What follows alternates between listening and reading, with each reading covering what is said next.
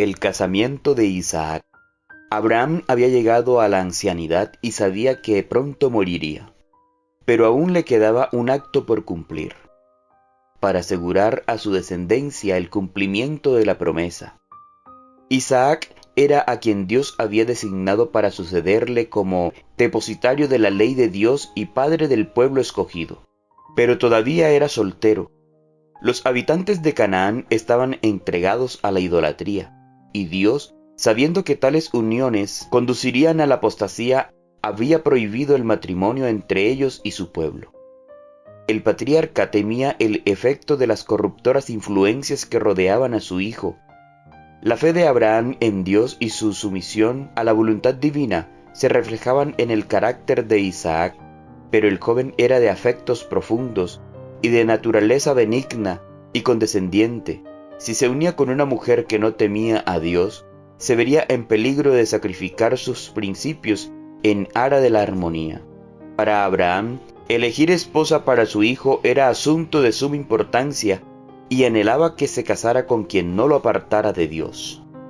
En los tiempos antiguos, los compromisos matrimoniales eran hechos generalmente por los padres, y esta era la costumbre también entre los que adoraban a Dios. No se exigía a nadie que se casara con una persona a quien no amara, pero al brindar sus afectos, los hijos eran guiados por el juicio de sus padres piadosos y experimentados. Actuar de otro modo era como deshonrar a los padres y hasta cometer delito. Isaac, confiando en la sabiduría y el cariño de su padre, se conformaba con dejarle a él la solución del asunto, creyendo que Dios lo guiaría en la elección. Los pensamientos del patriarca se dirigieron hacia los parientes de su padre que estaban en Mesopotamia. Aunque no estaban libres de idolatría, apreciaban el conocimiento y el culto del verdadero Dios. Isaac no debía salir de Canaán para ir a donde estaban ellos, pero tal vez se podría hallar entre ellos a una mujer dispuesta a dejar a su país y a unirse con él para conservar puro el culto del Dios viviente. Abraham confió ese importante asunto al servidor más anciano de su casa, hombre piadoso y experimentado, de sano juicio, que le había dado fiel y largo servicio. Hizo prestar a este servidor el solemne juramento ante el Señor de que no tomaría para Isaac una mujer cananea, sino que elegiría a una doncella de la familia de Nacor de Mesopotamia. Le ordenó que no llevara allá a Isaac. En caso de que no se encontrara una doncella que quisiera dejar a sus parientes, el mensajero quedaría absuelto de su juramento. El patriarca lo animó en su difícil y delicada empresa, asegurándole que Dios coronaría su tarea con éxito. Jehová, Dios de los cielos, le dijo, que me tomó de la casa de mi padre, enviará su ángel delante de ti. Génesis capítulo 24. El mensajero se puso en camino sin demora. Llevó consigo 10 camellos para su acompañamiento y para la comitiva de la novia que vendría con él. Tomó también regalos para la futura esposa y sus amistades y emprendió el largo viaje allende Damasco, por las llanuras que llegan hasta el gran río del este. Al llegar a Harán, la ciudad de Nacor, se detuvo fuera de las murallas cerca del pozo, donde al atardecer iban las mujeres de la ciudad a sacar agua. Estos fueron para él momentos de gran reflexión. La elección que hiciera tendría consecuencias importantes, no solamente para la familia de su señor, sino también para las generaciones venideras. Pero, ¿cómo elegiría sabiamente entre gente completamente desconocida? Acordándose de las palabras de Abraham referente a que Dios enviaría sus ángeles con él, rogó a Dios con fervor para pedirle que lo dirigiera en forma positiva. En la familia de su amo estaba acostumbrado a ver de continuo manifestaciones de amabilidad y hospitalidad, y rogó ahora que un acto de cortesía le indicara la doncella que Dios había elegido. Apenas terminó su oración, le fue otorgada la respuesta. Entre las mujeres que se habían reunido cerca del pozo, había una cuya cortesía llamó su atención. En el momento en que ella dejaba el pozo, el forastero fue a su encuentro y le pidió un poco de agua del cántaro que llevaba al hombro. Le fue concedido amablemente lo que pedía, y se le ofreció sacar agua también para los camellos. un servicio que hasta las hijas de los príncipes solían prestar para atender a los ganados de sus padres. Esa era la señal deseada. La muchacha era de muy hermoso aspecto, y su espontánea cortesía daba testimonio de que poseía un corazón bondadoso y una naturaleza activa y enérgica. Hasta aquí la mano divina había estado con Eliezer. Después de retribuir la amabilidad de la joven, dándole ricos regalos, el forastero le preguntó por su parentela, y al enterarse que era hija de Betuel, sobrino de Abraham, el hombre entonces se inclinó y adoró a Jehová. Eliezer había solicitado hospedaje en la casa del padre de la joven, y al agradecerle había revelado su relación con Abraham. Eliezer no quiso tomar alimento antes de hablarles de su misión, de su oración junto al pozo y de todos los demás detalles. Luego dijo: ahora pues, si estáis dispuestos a hacer misericordia y leales con mi señor, declárenmelo, y si no, declárenmelo también, y así sabré qué debo hacer. Su respuesta fue: de Jehová ha salido esto, no podemos hablarte ni mal ni bien. Génesis 24, 49, 50. Obtenido el consentimiento de la familia, preguntaron a Rebeca si estaba dispuesta a ir tan lejos de la casa de su padre, para casarse con el hijo de Abraham.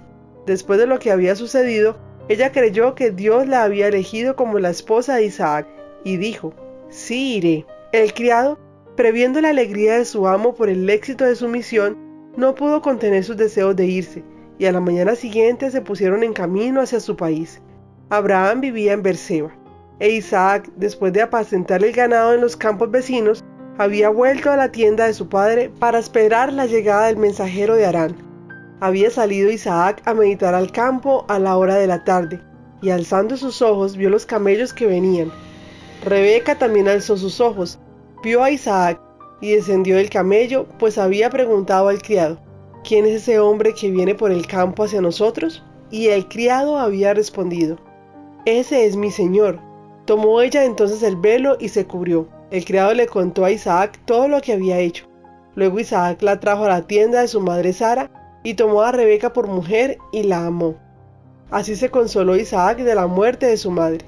Génesis 24, 63, 67. Abraham había notado los resultados que desde los días de Caín hasta su propio tiempo dieron los casamientos entre los que temían a Dios y los que no lo temían. Tenía ante los ojos las consecuencias de su propio matrimonio con Agar y las de los lazos matrimoniales de Ismael y de Lot. La falta de fe de Abraham y de Sara habían dado lugar al nacimiento de Ismael, mezcla de la descendencia justa con la impía. La influencia del padre sobre su hijo era contrarrestada por la de los idólatras parientes de su madre, y por la unión de Ismael con mujeres paganas. Los celos de Agar y de las esposas que ella había elegido para Ismael rodeaban a su familia de una barrera que Abraham trató en vano de romper.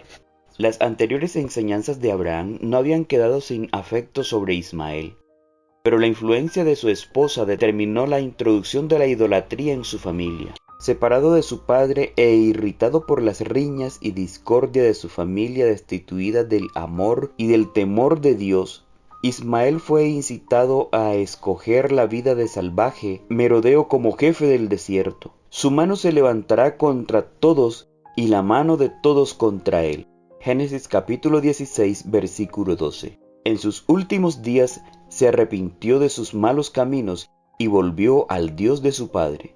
Pero quedó el sello del carácter que había legado a su posteridad. La poderosa nación que descendió de él fue un pueblo turbulento y pagano, que de continuo afligió a los descendientes de Isaac. La esposa de Lot era una mujer egoísta e irreligiosa, que ejerció su influencia para separar a su marido de Abraham. Si no hubiera sido por ella, Lot no habría quedado en Sodoma, privado de los consejos del sabio y piadoso patriarca. La influencia de su esposa y las amistades que tuvo en esa ciudad impía lo habrían inducido a apostatar de Dios. De no haber sido por la instrucción fiel que antes había recibido de Abraham, el casamiento de Lot y su decisión de residir en Sodoma iniciaron una serie de sucesos cargados de males para el mundo a través de muchas generaciones. Nadie que teme a Dios puede unirse sin peligro con quien no le teme. ¿Andarán dos juntos si no están de acuerdo?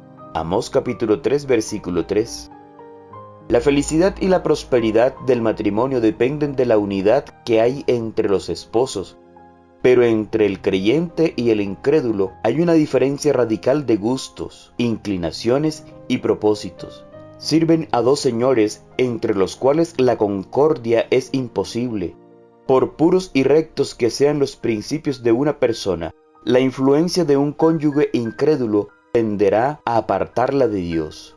El que contrajo matrimonio antes de convertirse tiene después de su conversión mayor obligación de ser fiel a su cónyuge, por mucho que difieran en sus convicciones religiosas. Sin embargo, las exigencias del Señor deben estar por encima de toda relación terrenal, aunque como resultado vengan pruebas y persecuciones, manifestada en un espíritu de amor y mansedumbre.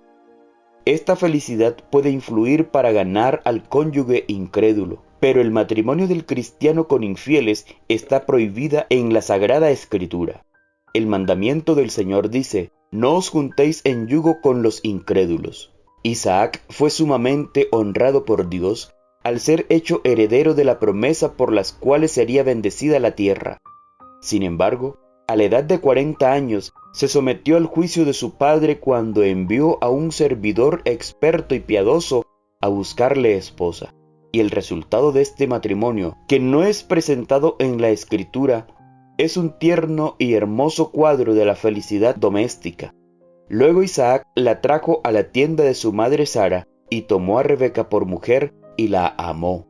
Así se consoló Isaac de la muerte de su madre. ¡Qué contraste entre la conducta de Isaac y la de la juventud de nuestro tiempo, aún entre los que se dicen cristianos! Los jóvenes creen con demasiada frecuencia que la entrega de sus afectos es un asunto en el cual tienen que consultarse únicamente a sí mismos, un asunto en el cual no deben intervenir ni Dios ni los padres. Muchos, antes de llegar a la edad madura, se creen competentes para hacer su propia elección sin la ayuda de sus padres. Suelen bastarle unos años de matrimonio para convencerlos de su error. Pero muchas veces es demasiado tarde para evitar las consecuencias perniciosas. La falta de sabiduría y dominio propio que los indujo a hacer una elección apresurada agrava el mal hasta que el matrimonio llega a ser un amargo yugo. Así han arruinado mucho su felicidad en esta vida y sus esperanzas en una vida venidera.